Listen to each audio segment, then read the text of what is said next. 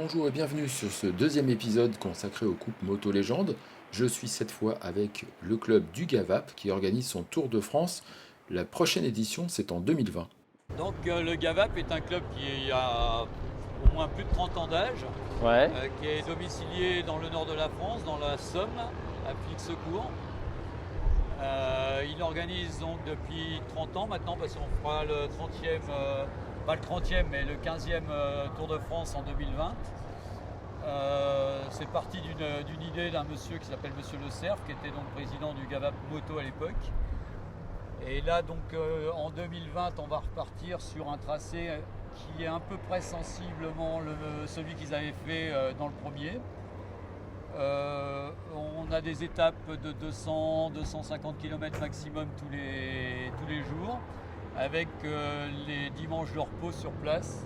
C'est D'accord. ouvert donc aux motos pour les hommes jusqu'à 1954 et en couple jusqu'à 1959.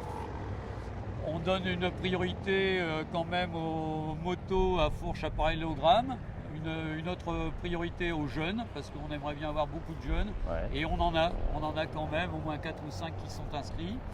La Panthère a fait le dernier Tour de France, Ouais, donc c'est quand même 4500 km en 3 semaines. d'accord. Donc là, on a quelqu'un qui l'a fait avec sa femme, et sans suspension arrière, c'était un peu dur pour elle.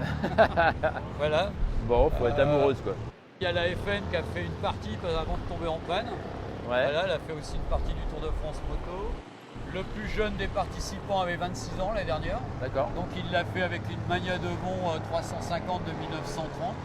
Ouais, La moto la plus ancienne au dernier Tour de France, elle était de 1927.